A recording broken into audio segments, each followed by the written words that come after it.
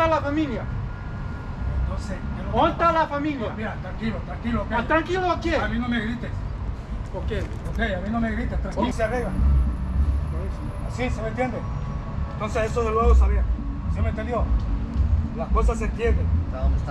Conmigo no hay acusaciones, ¿sí me entiendes? Pero me gusta ser respetuoso. No español. Oh, ok, está bien entonces. Así quedamos entonces. Muchas gracias, bro, por hacerme saber, ¿sí me entiendes?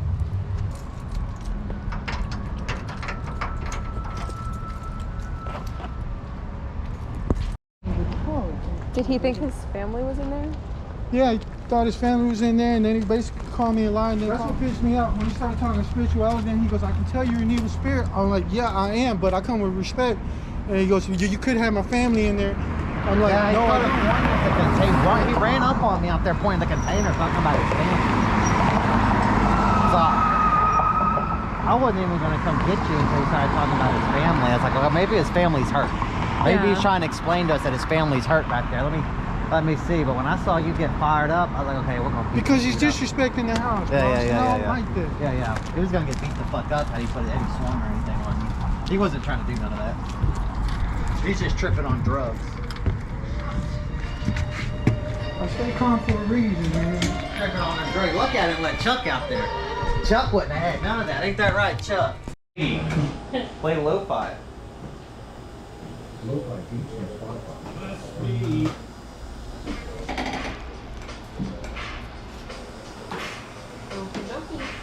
When and why did you want to start tattooing? I've always kind of been surrounded by tattooing. Growing up with a single father who was ex-military, he was a tattoo collector for my entire life. Actually, some of my earliest memories took place in tattoo shops because instead of finding a babysitter, I would just go with him. So I can distinctly remember when I was 3 or 4 sitting in Tattoos by Jorge in El Paso, and the tattoo artist who was tattooing my dad told the apprentice to make sure I was entertained. So me and that apprentice played Transformers in the floor of the tattoo shop while my dad got tattooed. Growing up, tattoo artists have always been really, really close to my family. And in fact, tattoo artists saved my life when I was about 12.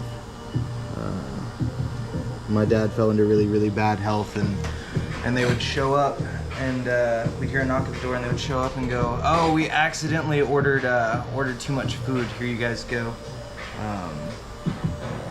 But getting involved in tattooing, it's always kind of been an idea in the back of my head. So I'd have to say, like, yeah, my father was my biggest influence, not only being a tattoo collector and having me around the shops constantly, but when I was a teenager and I told him that I wanted to tattoo, instead of laughing at me, he helped me go get a job in a tattoo shop, get my first apprenticeship at 14, and he's always been my biggest supporter. My apprenticeship started when I was 14 years old. I apprenticed under John Mahfood at Resurrection Inc. And it was absolutely insane. Being trained by a person who had 25 plus years experience, the day that I walked in was really cool because I got all of the buzz from like the 80s and 90s and early 2000s tattooing. I got all the stories from John. No, don't get me wrong, just like anybody's apprenticeship, the shit sucked, but I mean, all in all, if I had a choice, I would definitely go back and do it again. It took probably 3-4 years to complete my tattoo apprenticeship, but I went back through and decided to restart it towards the end of the first run because I wanted more experience with the basics before I started tattooing on people. But I mean, that in and of itself kind of helped me out to become a fine line specialist because now I can control really small needle groupings. Oh my god, it's the best thing ever of all time, no contest. It's super cool, man. I went from being a kid who like didn't have all that many friends in school, nobody really knew my name, to now I can go out to a bar and people will just like look at me from across the bar and just be like, oh, I know you, and then they'll come up and give me a hug and buy me a drink, and you get to be like, man, I draw on people for money and attention. It's absolutely great. You get to be the center of attention. You get to know all the fun jokes. People are paying me for my time, and I get to spread really, really cool art. The only real complaint that I have nowadays is like real tattooing is dying. Like real tattoo shops are dying. You don't go in and find places like Franklin's anymore, man. Everybody wants to be very bougie marble floors, like that 1 or 2 framed pieces of art in their shop, and they want to charge exorbitant amounts to draw up designs, and anytime you bring them a design, they never really want to work that design, or they don't want to do, nobody wants to do cool tattoos anymore, man. Everybody wants to do super teeny tiny roses on fingers and all that stuff, and don't get me wrong, there's no such thing as a bad tattoo idea.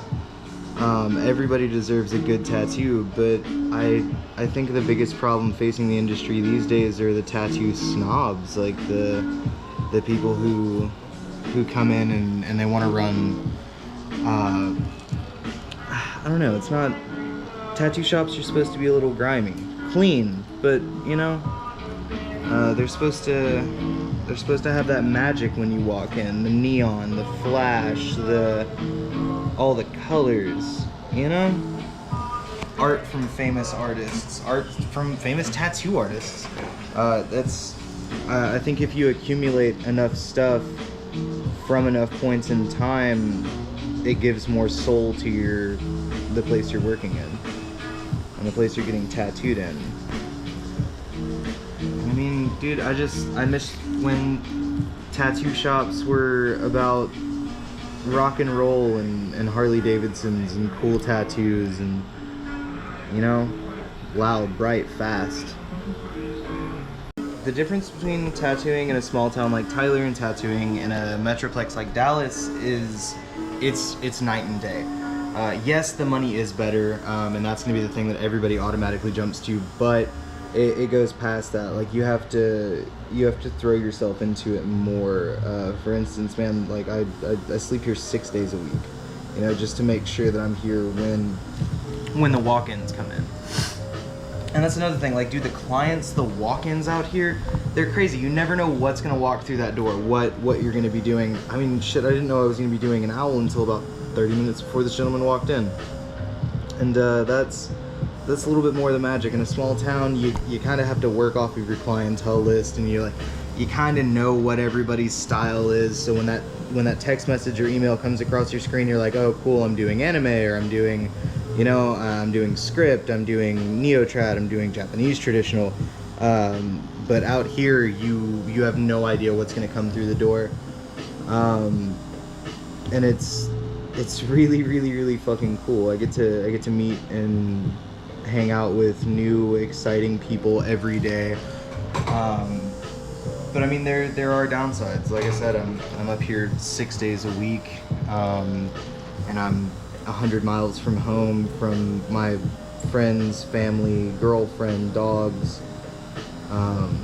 But I'm meeting, like I said, new and interesting people, and not just from the client side, but being in the industry in the Dallas area, I'm getting to meet so many cool tattooers with their cool stories and their cool experiences, and through them I'm exponentially becoming a better artist, because that's how we grow, is meeting new and cool tattoo artists and picking up little tips and tricks from them. Or like, oh man, what would you do differently about applying a stencil? Or like, what are your little tips and tricks for throwing lines, you know? It's really fucking fun. All in all, I guess if I had to describe it with one word, it would be fun.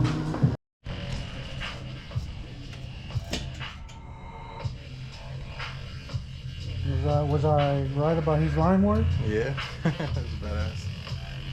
Compared to, you saw Boss's line work, but now you're seeing my boy Nicky. He's in a micro line work.